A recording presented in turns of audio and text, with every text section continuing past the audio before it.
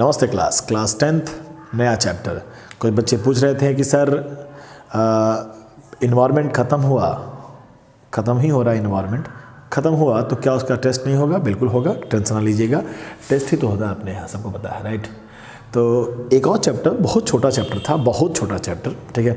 एक और बहुत छोटा चैप्टर है, उसको भी पढ़ा देते हैं, दोनों मिलाकर टेस्ट ले लेते हैं। क्या दिक्कत है आपको? ऑलरेडी कल के क्लासेस में बात हो चुकी है कि थोड़ा तुम लोग कम मोटिवेशन दिखाते हो। नहीं, तुम मुझसे ज़्यादा बच्चा तो क्लास 9th में कमेंट कर दिया, तुम लोगों से ज़्यादा क्लास 9th में टेस्ट दे रहा है सर, ठीक है। तुम लोगों से ज़्यादा बच्चा वीडियो देख ले रहा है सर, व्यू ज़्यादा हो जा रहा है। तुम लोगों से ज़्यादा कमेंट कर दे रहा है सर, तुम लोग ज़्यादा लाइक कर दे रहा है सर। क्लास 10 थोड़ा सा क्या हो गया, डीमोटिवेट चल रहे हो क्या? नहीं सर, ये सब पूछा नहीं तब लोग पढ़ेगा है। दिक्कत है मेरे भाई, बहुत दिक्कत है, ठीक है। चलो ज़्यादा टाइम वेस्ट नहीं करते हैं, फटाफट to the point. Online classes में क्या गप मारा जाए, जब तुम सामने दिख नहीं रहे हो तो किसके साथ हम कम्युनिकेशन स्टैब्लिशमेंट करें। तो चलो सीधे टू द पॉइंट बात करते हैं। क्या पता तुम कहीं और भी इंटरनेट पे पढ़ाई कर रहे हो, तो देख लो जो चैप्टर हम पढ़ा रहे हैं वही कोई और पढ़ाया हो, कंपेयर करके लड़ा के देख लो, ठीक। जस्टिफाई भी कर लो, ठीक। और 7 तारीख को नहीं, 6 तक गवर्नमेंट बंद किया है, 7 को स्टार्ट होगा, एकदम होगा, बिल्कुल होगा, ठीक है। लड़ मर लिया जाएगा, ठीक है। सोर्स ऑफ एनर्जी चैप्टर का नाम, बहुत छोटा चैप्टर। ये भी एक ऐसा चैप्टर जो नहीं है आपके सिलेबस में, ठीक है। लेकिन समझने की बात है, थोड़ा सा ज़्यादा समय नहीं देंगे हम लोग, आधा घंटा 1 घंटा समय देंगे पर डे, काफ़ी है, साइंस के लिए काफ़ी है। बाकी समय आप अपने कमज़ोर सब्जेक्ट को दीजिए। चलिए, सोर्स ऑफ एनर्जी, एनर्जी से शुरुआत करें। एनर्जी का मतलब क्या होता है? Ability to do work, right. आप में है, अगर है तो करो ना, कुछ काम करने की क्षमता को कहते हैं, ऐसा कुछ एनर्जी, ठीक है। एनर्जी है तो काम होगा, एनर्जी नहीं है तो काम नहीं होगा। चैप्टर में एनर्जी के बारे में कुछ नहीं पढ़ना है, हमें ये पढ़ना है उनके सोर्स के बारे में, कि वो जहाँ से एनर्जी मिलेगा बस उसी को पढ़ना है। सोर्स के बारे में पढ़ना है, कैसे है कैसे नहीं है। पहला जो टॉपिक आपका बुक रेज करता है क्वेश्चंस के रूप में, सब्जेक्टिव क्वेश्चंस के रूप में, कि गुड सोर्स क्या हो सकते हैं, कौन अच्छा एक सोर्स हो सकता है। जलाने के लिए आप लकड़ी जला के भी खाना बना सकते हैं, एलपीजी गैस से भी खाना बना सकते हैं, हीटर से भी खाना बना सकते हैं। तो कई सारे सोर्स हैं आपके पास एक ही काम करने के लिए, खाना बनाने के लिए। तो क्वेश्चन बनता है कि अच्छा एक आदर्श बच्चे के क्या क्या गुण हो सकते हैं, एक आदर्श मास्टर का क्या क्या गुण हो सकता है। कमेंट सेक्शन में लिखना ना भूलें। हाँ, गुड सोर्स क्या हो सकता है? बहुत सारे क्राइटेरिया हैं, बहुत सारे पैरामीटर हैं। उसमें से एक पैरामीटर तो रहेगा कि हाई आउटपुट होना चाहिए। आउटपुट मतलब अगर हम सोर्स का इस्तेमाल कर रहे हैं तो फॉर एनर्जी पर्पस तो ज़्यादा निकलना चाहिए एनर्जी, जिसे हम लोग कैलोरीफिक वैल्यू भी कहा जाता है, कि हाई कैलोरीफिक वैल्यू होना चाहिए। अगर लकड़ी जला के जो हीट निकालते हैं और जो एलपीजी गैस जला के निकालेंगे तो ज़्यादा हीट का निकलने की संभावना है एलपीजी गैस से होता है। तो एलपीजी गैस वर्सेस लकड़ी किया जाए तो शायद लकड़ी हार जाएगा, एलपीजी गैस जीत जाएगा। किस कंसर्न में कि ज़्यादा हीट कौन प्रोड्यूस कर रहा है? तो एलपीजी गैस ज़्यादा हीट प्रोड्यूस कर रहा है। सिर्फ इतना ही पे ही गुण समाप्त नहीं होते हैं, सर्वगुण संपन्न कई सारे गुण होते हैं। अगर सिर्फ अधिक आउटपुट होना ही क्राइटेरिया नहीं हो सकता है। हो सकता है एलपीजी गैस आपके यहाँ पहुँच जाता, हो सकता है दूर दराज ग्रामीण इलाके में एलपीजी गैस जब पहुँच ही नहीं पा रहा है, तो जब मिल ही नहीं पा रहा है तो फिर वो बढ़िया कैसे हो जाएगा, हमारे लिए बढ़िया कैसे हो जाएगा? दूर दरगाम पहाड़ों पे, ऊंचाइयों पे कहीं नहीं पहुंच पा रहा हो, नहीं, तो हमारे पास ये पहुंचना भी ज़रूरी है, राइट। कि ऐसा कुछ अच्छा सोर्स तो वही होगा जो कांस्टेंट हमारे पास सप्लाई हो। लाइक एनर्जी मिलने के लिए सोलर एनर्जी, सनलाइट का भी, सोलर एनर्जी भी हमारे लिए एक एनर्जी का अच्छा सोर्स है, फ्री का मिल रहा हो तो। लेकिन छाँव हो जाए, धूप खत्म हो जाए तो लगातार अवेलेबल हो, ये भी तो एक अच्छा सोर्स का निशानी हो सकता है। तो कांस्टेंट अवेलेबिलिटी भी one of the parameter for good source हो सकता है। आसान बात कर रहे हैं, इजी बात कर रहे हैं। और भी बातें हो सकती हैं कि sir it should be easy to store और ट्रांसपोर्ट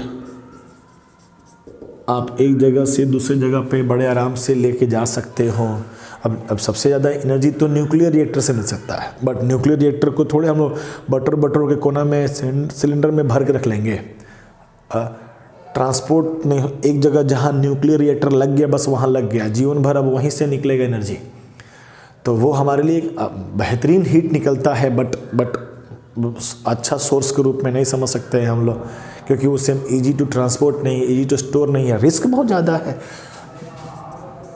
लेस रिस्क होना चाहिए और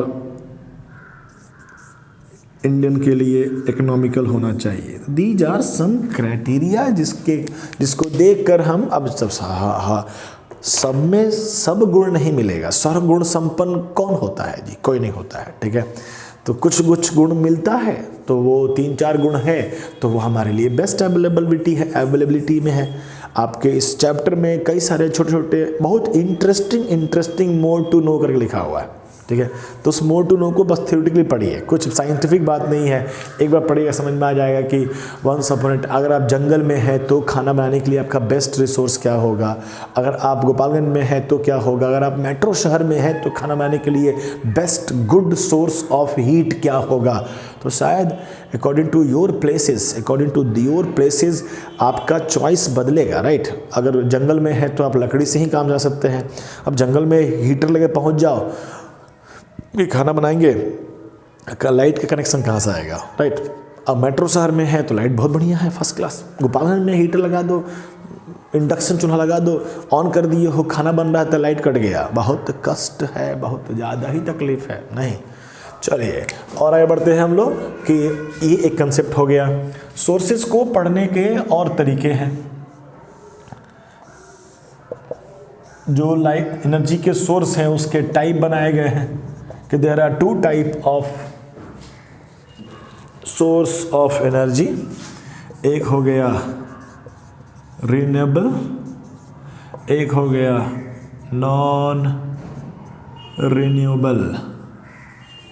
मतलब एक इन ए शॉर्ट टाइम, कम टाइमिंग में वापस बन जाएंगे, और नहीं लग गया तो बात खत्म ना। इतना क्लास 10th का बच्चा इतना थोड़ी कमज़ोर है।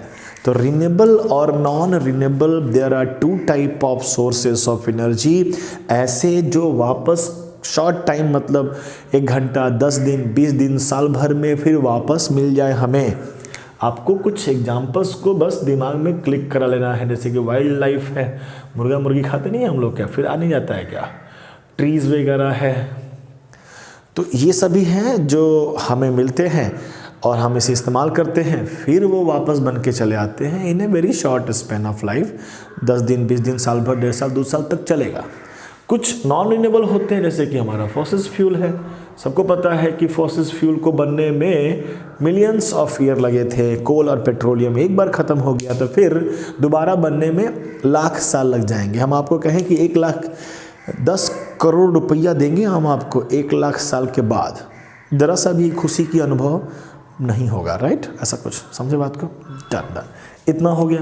ये भी तो आपको बस हो सकता है क्वेश्चन ये पूछ दिया जाए कि कोई नाम दे दिया जाए कि बता ये रिन्यूएबल है कि नॉन रिन्यूएबल है, ऐसा कुछ, ठीक। हवा भी आपको लगा, फिर हवा बह के फिर आपको दोबारा लगा, हवा रिन्यूएबल है, हो गया। पानी है, आ रहा है, फ्लो में पानी आ रहा है आपके पास, आप पी रहे हैं, खत्म हो रहा है, फिर वापस पानी आपके पास आ रहा है, चलेगा। और भी तरीके होते हैं सोर्स को पढ़ने का।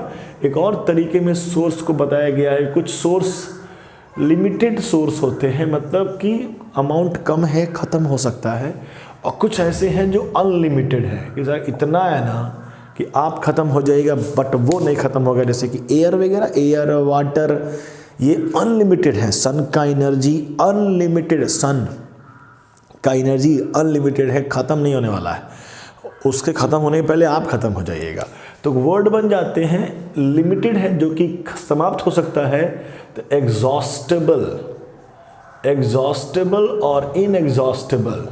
इंग्लिश वर्ड है, हिंदी में कहा जाता है समाप्य स्रोत और असमाप्य स्रोत। काफ़ी आसान बात बोल दी हम आपके लिए, बहुत आसान भाषा में रख दिया गया। अब आपके सामने कोई एग्जाम्पल आ सकता है, चाहे क्वेश्चन आ सकता है कि exhaustible resource which of the following is exhaustible resource. आपको बस मीनिंग क्लियर करना है कि एग्जॉस्टेबल मतलब समाप्य, वो जो समाप्त हो जाए, यानी इट शुड बी लिमिटेड। चारों ऑप्शंस में देख लीजिए कौन लिमिटेड हो सकता है, टिक मार दीजिएगा, काम खत्म, डन।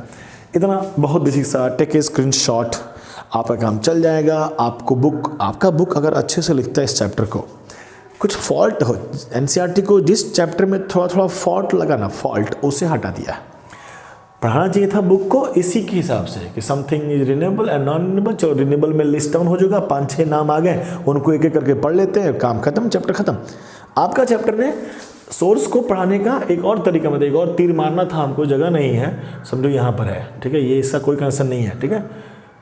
वर्ड बोलता है कन्वेंशनल, आपका बुक ऐसे पढ़ाने की कोशिश किया है, कन्वेंशनल सोर्स ऑफ एनर्जी और नॉन कन्वेंशनल, इसको बुक ने टारगेट करके चैप्टर में पढ़ाया, बहुत कंफ्यूज कर दिया बुक, ठीक है, तो एनसीईआरटी ने इसे हटा ही दिया है। कन्वेंशनल सोर्स क्या कहते हैं, हिंदी शब्द से काफ़ी इजीली कनेक्ट हो जाइएगा। कन्वेंशनल मतलब परंपरागत, मतलब परंपराओं से बहुत समय पहले से कई सारे सोर्सेस का इस्तेमाल करते चले आ रहे हैं और आज भी करते चले आ रहे हैं, करेंगे भी, जब ले ख़त्म ना हो तो ले करते रहते हैं, ठीक। फिर थोड़ा समय बदला, आईआईटी वगैरह आ गया, तो हम लोगों ने इसे जो बदल दिया ना, तो वो नॉन कन्वेंशनल हो गया, ठीक। हो सकता है कुछ ऐसे भी एनर्जी के स्रोत का इस्तेमाल हम आज करते हैं जो बहुत पहले नहीं करते थे, कुछ ऐसे हैं जिनको काफ़ी बदल चुके हैं कि जिस तरीके से आज एनर्जी निकाल लेते हैं ना, वैसे पहले नहीं निकालते थे, ठीक है, सिंपल बात कर रहे हैं। जैसे जैसे ये आगे बढ़ेगा वैसे वैसे आपको क्लिक होते जाएगा। कन्वेंशनल सोर्स ऑफ एनर्जी में देखो हम डिफाइन करते जा रहे हैं, आपको बोलते जा रहे हैं, हर बात को लिखना जरूरी नहीं है, एक बार पढ़ेंगे बस, इसको दोबारा देखने की तक की ज़रूरत नहीं है। हम तो अपने टाइम को यूज़ कर रहे हैं ताकि हम और आप रोज़ कनेक्टेड रहें, बस, ठीक। सिलेबस ख़त्म करेंगे, हम जरूर ख़त्म करेंगे, हम होंगे कामयाब एक दिन, विश्वास रखिए, ठीक है। कन्वेंशनल सोर्स ऑफ एनर्जी की बात करें तो वो एनर्जी का सोर्स जो बहुत पहले से इस्तेमाल करते चले आ रहे हैं, हम कुछ इस्तेमाल करें या ना करें, हम लोग फॉसिल्स फ्यूल तो कन्फर्म इस्तेमाल करते हैं। कोयला कौन नहीं इस्तेमाल, कोयला आज से इस्तेमाल हो रहा है कोयला, तो कोल, एक बार बुक ने फिर लिखा है कि कोल जो है प्लांट के डिग्रेडेशन से बनता है, क्लास 9th में भी बताया गया है। कार्बन साइकिल जब पढ़ाया गया होगा तो वहाँ बताया गया होगा कि कोल जो होता है ये प्लांट के मिलियंस ऑफ ईयर के डिग्रेडेशन से बनता है, ठीक। कोल में मेन रूप से कोल में क्या होता है, कार्बन होता है, और इस कोल के कई रूप हो, इसमें से एंथ्रासाइट, एंथ्रा कहाँ गया,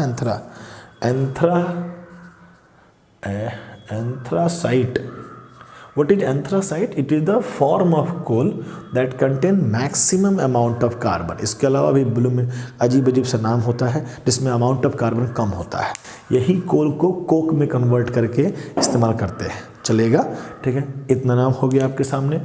आपको पेट्रोलियम के बारे में आपके बुक ने एक बार फिर याद दिला दिया है कि पेट्रोलियम जो है वो प्लांट और एनिमल दोनों के डिग्रेडेशन से मिलकर बनता है। जब हम पेट्रोलियम को निकालते हैं तो एक क्रूड ऑयल के रूप में निकलता है, क्रूड ऑयल के रूप में निकाला जाता है, और इस क्रूड ऑयल का हम लोग करते हैं फ्रैक्शनल डिस्टिलेशन किया जाता है। और फ्रैक्शनल डिस्टिलेशन मतलब होता है जो भी इसके अंदर crude oil a kind of mixture ना, उस मिक्सचर में से कुछ कुछ निकालते आते हैं। क्या क्या निकाल सकते हैं हम लोग, कौन नहीं जानता होगा कि पेट्रोल निकलता है पेट्रोलियम से, डीजल निकलता है, केरोसिन ऑयल निकलता है। केरोसिन ऑयल के बारे में कंसेप्ट है कि कई तरह के केरोसिन ऑयल होते हैं। एक जो अपने यहाँ मिलता है नॉर्मल शीशे के बोतल में रख के रखिए, पेट्रोल बम बना के रखिए घर पे, क्या पता कल को कहीं काम आ जाए, रखना चाहिए, सेफ्टी फर्स्ट, ठीक है। केरोसिन ऑयल, इसका बढ़िया लेवल का केरोसिन को एविएशन मतलब जहाज, हवाई जहाज, एविएशन फ्यूल के रूप में इस्तेमाल करते हैं, हवाई जहाज में इस्तेमाल होता है। गरीब मत समझना इसको, ठीक है। तो केरोसिन ऑयल का स्टैंडर्ड वर्जन एविएशन फ्यूल के रूप में भी इस्तेमाल किया जाता है, काफ़ी अच्छा एनर्जी निकलता है। और एलपीजी गैस भी होते हैं। ऑलरेडी वी नो दैट कि एलपीजी में मेन रूप से कौन सा होता है, ब्यूटेन। ये तो कार्बन में भी पढ़ा गया, सिलेबस में है, ठीक है। ब्यूटेन होता है जो मेन रूप से जलता है। और इसके अलावा इसमें इथाइल ना, हाँ, इथाइल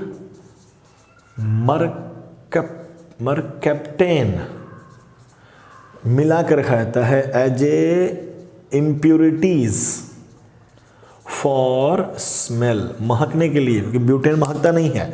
फॉर्मूला भी लिख दिया जाए इसका तो C2H5SH ये फॉर्मूला है इथाइल मरकैप्टेन का। तो बहुत भारी बात नहीं बता रहे हम आपको, बहुत बेसिक सा बात बता रहे हैं हम आपको कि कोल और पेट्रोलियम, एक मिनट, बहुत टफ है तुम लोग पढ़ाना ऑनलाइन, ठीक है। चलो हाँ, ये हमें नाम बता दिए गए। एक और भी नाम होता है natural gas. Natural gas petroleum के साथ ही निकलता है। इसमें मेन रूप से क्या जलने के लिए होता है, वो होता है मीथेन। तो ये याद रखिए थोड़ा सा, एलपीजी गैस को पेट्रोलियम गैस भी कह सकते हैं। एलपीजी के फुल फॉर्म में भी पीजी है, petroleum gas, liquefied petroleum gas. Butane होता है जलने के लिए, और नेचुरल गैस में मीथेन होता है। इसी नेचुरल गैस को जब हम लोग कंप्रेस करते हैं तो वो भी लिक्विड के फॉर्म में आ जाता है, जिससे हम लोग सीएनजी कहते हैं, कंप्रेस्ड नेचुरल गैस, जो आजकल क्लीन फ्यूल के रूप में समझा जाता है कि इसको जब जलाएंगे तो धुआं कम से कम होता है। समझेंगे बात को?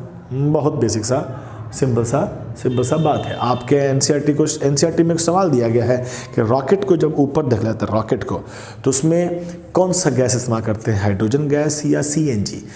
तो समझिएगा, हाइड्रोजन गैस का कैलोरीफिक वैल्यू ज़्यादा है, वो ज़्यादा अच्छा हीट देता है कंपेयर टू सीएनजी, तो हाइड्रोजन गैस भरते हैं, ठीक। जब रॉकेट उड़ता है तो आपको लगता है नीचे धुआं निकलता है, तो सही मायने में वो धुआं नहीं होता है। वाइट जो दिखता है आपको, वो सही मायने में धुआं नहीं है, ठीक है।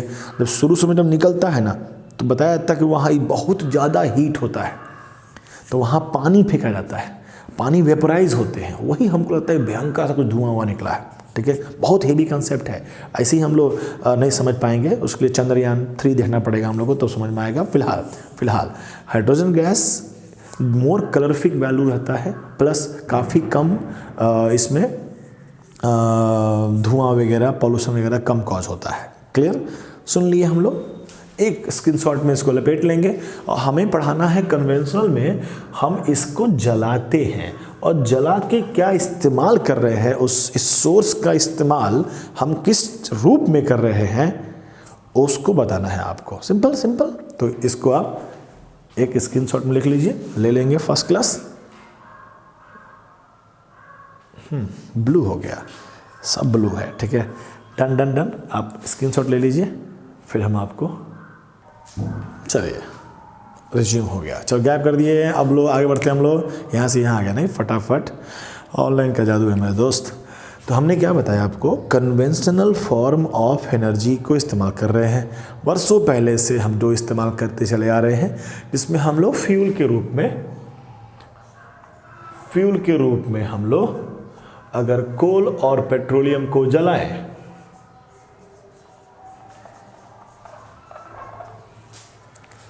तो ये हीट प्रोड्यूस करेगा। तो ऐसा जगह जहां पे कोल और पेट्रोलियम को जलाया जाता है, उसे हम लोग नाम दे देते हैं थर्मल पावर प्लांट। ऐसा प्लांट जहां पे हीट जनरेट किया जा रहा है, और हम वाटर को इस हीट की मदद से स्टीम में कन्वर्ट करते हैं, ठीक। और इस सबको पता है कि वाटर का जो एनर्जी होता है उससे ज़्यादा किसका होता है, स्टीम का। इस स्टीम की एनर्जी को इस्तेमाल किया जाता है टू रोटेट टरबाइन एक विशेष प्रकार का रोटेटिंग डिवाइस है, जो अगर घूमा तो इट विल क्रिएटेड इलेक्ट्रिसिटी, आपको magnetic effect of electric current पढ़ाएंगे तो ये समझाएंगे हम आपको कि इलेक्ट्रिसिटी कैसे प्रोड्यूस होता है। ठीक है, तो इलेक्ट्रिसिटी प्रोड्यूस करने के लिए टरबाइन को घुमाना पड़ेगा। जैसे कि जनरेटर देखते होंगे, जनरेटर में कुछ घूमता है तब जाके करंट जनरेट होता है। ठीक है, तो अगर जनरेटर को जब तक घूमेगा जनरेटर तब तक करंट आते रहेगा। और जनरेटर को घुमाने के लिए बहुत सारा तामझाम है। तो उसी तरह समझो घुमाने का काम कौन करा रहा है? भाप। भाप में ज़्यादा एनर्जी होता है। आपके एनसीईआरटी में ड्राइंग भी दिया हुआ है, बड़ा इजी सा, समझ में आ जाएगा आपको। हो गया। हमें क्या पढ़ना है? हमें नाम जान गए, thermal power plant a kind of plant है जहाँ पर हीट जनरेट करके हम लोग इससे इलेक्ट्रिसिटी प्रोड्यूस करते हैं। अपने इंडिया का मेजॉरिटी में इलेक्ट्रिसिटी आता है कोयले से। तो जो आपके यहाँ बल्ब ग्लो कर रहा है तो उसका एनर्जी का सोर्स कहाँ पे है? उधर कोयले के पास है। कोयले से एनर्जी का ट्रांसफ़र करते करते करते करते अभी आप इलेक्ट्रिक ऑन किए हैं और आप देख रहे हैं। इसका लिमिटेशंस पढ़ना होता है कि क्या है इसके लिमिटेशंस, क्या है इसके प्रॉब्लम्स, ड्रॉबैक। तो पता चला कि इट विल कॉजेज पोल्यूशन। मतलब कितना भारी बता रहे हैं आपको कि जब कोयला जलाइएगा तो धुआं होगा तो इन्वायरमेंट खराब होगा। आसान बात, सिंपल, ख़त्म। जब इलेक्ट्रिसिटी बनाने का तरीका देखा गया कि अगर इसे कोई घुमा दे तो इलेक्ट्रिसिटी बन सकता है, तो क्यों नहीं हम एक और प्लांट पे जाते हैं, हाइडल पावर प्लांट। बुक ने कनेक्ट करने का पूरा प्रयास किया है, अपनी तरफ से तो पूरा प्रयास किया है। हम भी प्रयास को बढ़ा देते हैं। हाइडल मतलब यहाँ हो गया वाटर। हमको पता है कि अगर वाटर फ्लो करे तो इसके पास भी K.E है। K.E मतलब कि काइनेटिक एनर्जी है। तो हम क्या करें? वाटर के काइनेटिक एनर्जी का इस्तेमाल करें टू रोटेटिंग दैट टर्बाइन। उसके लिए, इस पावर प्लांट के लिए वी बिल्ट डैम। बड़ा बड़ा डैम बनाया जाता है। ठीक है, डैम के पीछे पानी को स्टोर किया जाता है। पानी का स्टोरिंग होते होते पानी का हाइट ऊपर जाता है, यानी पानी की पोटेंशियल एनर्जी बढ़ती जाती है और फिर नीचे से पानी को रिलीज कराया जाता है। तो पोटेंशियल एनर्जी काइनेटिक एनर्जी में कन्वर्ट होता है। तो डैम में पोटेंशियल एनर्जी काइनेटिक एनर्जी में कन्वर्ट होके रोटेट टरबाइन जो प्रोड्यूस क्या करेगा? इलेक्ट्रिसिटी। आसान बात, सिंपल, आसान बात। तो इससे भी करना सकते हैं, इससे भी आ सकते हैं। प्रॉब्लम क्या आएगा? हाइडल पावर प्लांट का ड्रॉबैक यानी लिमिटेशन। क्या कमियां हैं, क्या तकलीफ़ें हैं, इसके बारे में थोड़ा बात कर लेते हैं। हाइडल पावर प्लांट में पानी से कोई प्रॉब्लम नहीं है, प्रॉब्लम डैम का है। डैम से हमें प्रॉब्लम है, डैम के बनने से प्रॉब्लम हो सकता है। पहला प्रॉब्लम बात कर लेते हैं, सोशल प्रॉब्लम।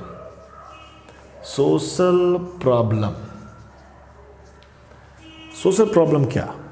कि जब डैम बनता है तो डैम मतलब क्या हुआ? वाटर के नेचुरल फ्लो को आप ब्लॉक करते हैं। तो पानी आया यहाँ लड़के, पानी यहाँ रुके थोड़ी, पानी फैलेगा। पहले जो पतला सा एक नहर नदी था और वो पानी आगे बढ़ जाता था, अब आपने वहाँ उसे ब्लॉक किया। जब आपने उसे जब आप ब्लॉक करेंगे तो पानी अगल बगल फैलेगा। वो एरिया जो पहले पानी में नहीं डूबा करता था अब वो डूबेगा। हो सकता हो कि उस रिवर के नज़दीक में कई लोग होते ही हैं, ह्यूमन बींग्स, गांव बसेरा बसा हुआ रहता है। बड़ा सा डैम का प्रोजेक्ट आ गया तो कई सारे गाँव को खाली कराना पड़ेगा। अब जो लोग बरसों से वहाँ रहते चले आ रहे हैं, ह्यूमन सेटलमेंट नहीं कि अब आपके घर को कहीं और दे दिया जाए, ज़मीन दे दिया जाए, वहाँ रहिए। बट सब लोगों का, स्पेशली फॉर इंडियंस, हम लोगों का तो लगाव हो जाता है अपने दीवालों से, घर के दीवालों से, क्या कहते हैं, चबूतरों से, द्वार से, सबसे लगाव हो जाता है कि यहीं तो छोटे थे, यहीं से बड़े हुए, यहीं कुटाए थे, यहीं पिताजी पीटे थे। ऐसे बहुत सारी जगहों से मेल मिलाप हो जाता है। ठीक है, तो वो उस जगह को छोड़ के जाना बहुत मुश्किल होता है।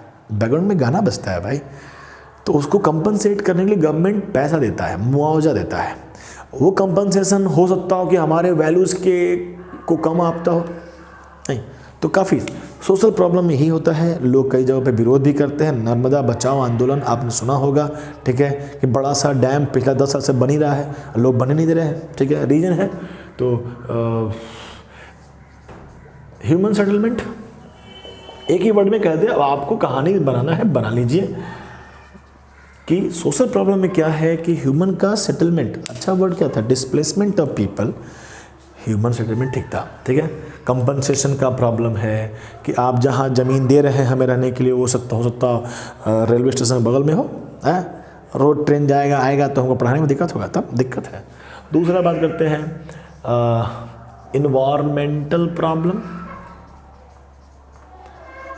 इन्वायरमेंटल प्रॉब्लम की बात करें कि इन्वायरमेंट को क्या प्रॉब्लम है भाई, तो सर अगर आप मान लो यहाँ से नदी जा रहा था, आपने डैम बना दिया, नदी अब इधर फैल जाएगा, यहाँ ऑलरेडी पेड़ पौधे है, घर वो सब था, तो घर और तो ह्यूमन बींग को नोटिस आ गया होगा कि भागो यहाँ तो बुझ लेना।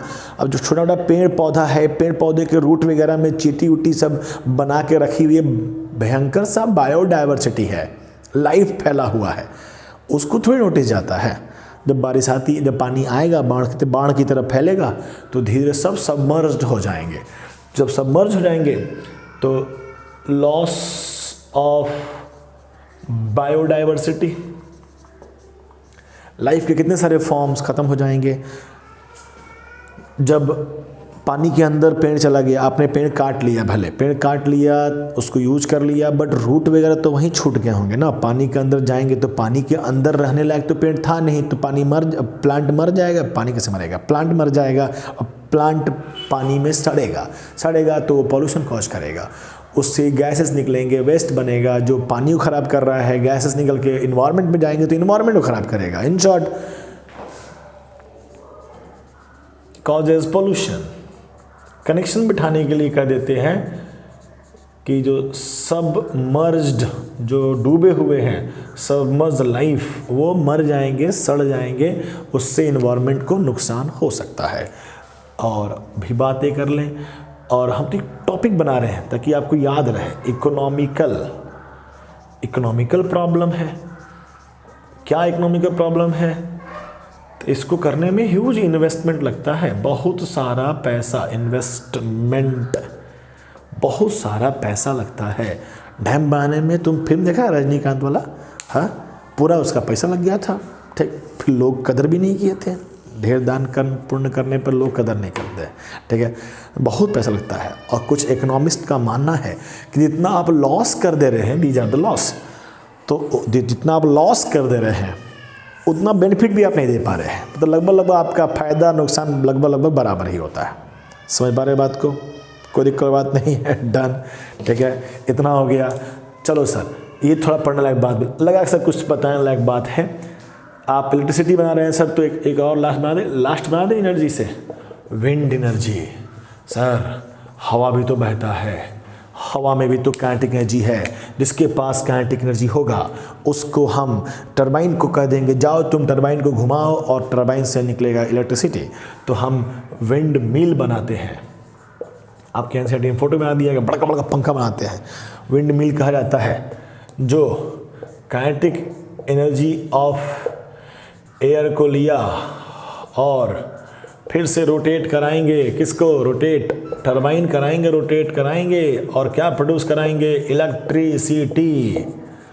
ग्रोथ का पहला पहचान होता है लाइट अगर आ रहा है 24 घंटा, एडवांस कर है, ठीक है, तो इलेक्ट्रिसिटी प्रोड्यूस होगा विंड एनर्जी से भी, ठीक है। उसके लिए विंड मिल बनाएंगे, तो हमें विंड मिल का ड्रॉबैक समझना पड़ेगा। आप समझे ना कि हमें विंड का ड्रॉबैक नहीं बताना है, हमें पानी का ड्रॉबैक नहीं बताना है, हम बता रहे हैं विंड मिल का, कि विंड मिल में पहला प्रॉब्लम ये कि ये भी इकोनॉमिकल प्रॉब्लम है, इसमें बहुत ज़्यादा पैसा लगता है, ठीक है, बहुत ज़्यादा पैसा लगता है, बहुत ज़्यादा, ठीक है। और यूज़ मोर लैंड, ऐसा नहीं कि वो पंखा लगा दिए तो पूरा महल्ला भर का लाइट आ जाएगा, ऐसा कुछ नहीं होगा। लंबा जगह लेना पड़ेगा, बहुत लंबा जगह लेना पड़ेगा, तब जाके बनेगा। सबसे इम्पॉर्टेंट और तकलीफ वाला बात है कि सर तो हमारे पास तो है 1 बीघा ज़मीन है, लगा देखा विंड मिल। ऐसे नहीं होता है। जहाँ पर जिस एरिया में ज़्यादा हवा का स्पीड है, लगभग बुक में लिखता है 15 किलोमीटर पर आवर कि स्पीड जो है 15 kilometre per hour average speed होना चाहिए विंड का, तब जाके होगा। साल भर, एक दिन की बात नहीं कर रहा है, इतना स्ट्रॉन्ग लिमिटेशन नहीं है। चौथा लिखना है हम लोग को, मेंटेनेंस का बहुत खर्चा है। एक बार लगा दो, मेंटेनेंस चार्ज बहुत है, बहुत लेता है ऐसा मेंटेनेंस चार्ज। कोई भी रोटेटिंग डिवाइस रोटेट करता है तो जल्दी खराब होता है, तो रोज़ साफ सफाई करना। आपके घर पे पंखा लगा है, ऊपर पंखा देखो, बाप रे कितना गंदा लगा हुआ है। जो फैन है, आपका फैन है, उसमें देखो घर के अंदर है, तब उस पर हर 10 दिन 20 दिन के बाद उस पर धूल जम जाता है, कबाड़ हो जाता है। अब सोचो रोड पे बाहर लगा देते हैं, तब क्या हाल होता है उसका, ऊपर से बहुत बड़ा भी है, तो मेंटेनेंस का बहुत प्रॉब्लम होता है। शॉर्ट सवाल बड़े आराम से हम लोग बना सकते हैं। क्लियर? तो आपके बुक ने कन्वेंशनल से शुरुआत किया, जलाया कुछ और बनाया हीट, उससे बनाया इलेक्ट्रिसिटी। लगे हाथ उसने मैच कर दिया कि इलेक्ट्रिसिटी तो हम और तरीके से बना सकते हैं, पानी से भी बना सकते हैं और हवा से बना सकते हैं। पानी और हवा के लिए 2 वर्ड, एक वर्ड बन दिया हाइडल पावर, हाइडल एनर्जी या हाइडल पावर प्लांट, और एक कह दिया विंड मिल। 2-4 लाइन दिमाग लगा देना है। हमारे हिसाब से सिर्फ सुन लेने के बाद से ही बात समझ में आ जाता है, फिर दोबारा पढ़ने की जरूरत नहीं होती है। आधा घंटा भी बहुत होता है इतना टॉपिक जानने के लिए। You should take a screenshot. 10 minute का और ख्याल कर लेते हैं आपके लिए। वाह, ब्लू हो गया, ठीक है, इसको आप नोट डाउन करिए और फिर हम गायब करते हैं। चलिए, यहाँ से यहाँ आ गया। ऑनलाइन का फ़ायदा है, ठीक है। रुको, रिफिल ख़त्म हो गया, एक सेकेंड। चलिए, तो हम लोग अब आपके बुक के अकॉर्डिंग हम कन्वेंशनल सोर्स को कंप्लीट करने का प्रयास कर रहे हैं। अब आपके कन्वेंशनल में सिर्फ इतना ही तक पढ़ाया है, एक और शब्द लेके आया है बायोमास। ऑलरेडी हम लोग आवर इन्वायरमेंट में बायोमास के बारे में जिक्र कर चुके हैं। लाइफ या लाइफ का प्रोडक्ट जो भी होगा वो सब बायोमास के रूप में कंसिडर कर सकते हैं। मांस मछली आप खा लीजिए, उसकी बात नहीं कर रहा है, सोर्स की बात करना है। तो हमारे लिए बायोमास के नाम पर क्या सोर्स हो सकता है? हमारे पास बायोमास के नाम पर हो सकता है वुड, लकड़ी है हमारे पास, हम इस लकड़ी का इस्तेमाल करते हैं, बायोमास एक तरह का वुड हो गया, ठीक है। हमारे पास बायोमास के नाम पर काऊ डंग हो गया, जो काफ़ी पुराने तरीके से इस्तेमाल करते आते हैं हम लोग। इसको छाप के बना के उपला बना के रखते हैं और उसका इस्तेमाल करते हैं, ये हो गया। हम लोग अगर इसको यूज़ कर लें, और नहीं तो इसी की मदद से, मेजॉरिटी में इसी की मदद से हम इसका बायोगैस बना लें। बायोगैस बनाने के लिए बड़ा आसान सा बात कहा गया है कि आप कुछ इस प्रकार से एक चैम्बर बनाइए और इसमें आप डालिए क्या, काऊ डंग में पानी मिलाइए और उसको नचा दीजिए, फर्स्ट क्लास जूस बनाइए, ठीक है। उसे कहते हैं स्लरी जो बाद में जाके सड़ी। इसमें स्लरी को डालिए, क्या है ये, ठूस के डालिए, अंदर बनाया गया है। ठूस के डालने का मतलब है कि यहाँ हवा भी नहीं रहना चाहिए। इसे हम लोग डाइजेस्टर कहते हैं, जिसके अंदर होते हैं एनारोबिक बैक्टीरिया। जहाँ कोई नहीं वहाँ भगवान है, कणकर में विराजमान है, नाम है बैक्टीरिया, ठीक है। तो बैक्टीरिया क्या करेगा, इसे डाइजेस्ट करना शुरू करेगा। जब तोड़ फोड़ करेगा तो उसमें से गैसेस निकलेंगे। गैस को कैच करने के लिए आप इसमें कुछ अलग तरह का ट्यूब का व्यवस्था कर लीजिए। इधर से उड़ते हुए कोई आएगा तो क्या आएगा, यहाँ आएगा बायोगैस, जिसमें मेन रूप से क्या होगा, मीथेन, वही जो नेचुरल गैस में होता है। नेचुरल गैस को बनने में लाखों साल लगे थे, ये हम लोग बड़े आराम से बना रहे हैं, ठीक है। कम अमाउंट बनता है मीथेन। इस बायोगैस का इस्तेमाल हम लोग चैनलाइज तरीके से इस्तेमाल कर लेते हैं। ऐसे मीथेन इन्वायरमेंट में गया तो वो हार्मफुल है, लेकिन बना के उसे जला देंगे तो यूजफुल हो गया, ठीक है। जब समय बीतेगा, अब गैस आना बंद हो गया, इट मीन्स कि स्लरी कंप्लीट सड़ गया है। फिर इसको हम लोग बाहर निकाल लेंगे, इसे इस्तेमाल कर लेंगे मैन्योर के रूप में, आम के आम गुठली के दाम, अच्छा, ठीक है। ये एक तरीके से काम हो गया हमारे लिए। बायोगैस के रूप में आप बायोगैस के रूप में बायोमास देख रहे हैं। काऊ डंग को सीधे उपला बना के इस्तेमाल कर सकते हैं, दिमाग लगा कर बायोगैस बना जा रहा है। लकड़ी का जला के इस्तेमाल कर सकते हैं। अब लकड़ी में भी हम लोग दिमाग लगा सकते हैं। लकड़ी में हम लोग बना सकते हैं, एक प्रोसेस है डिस्ट्रक्टिव डिस्टिलेशन।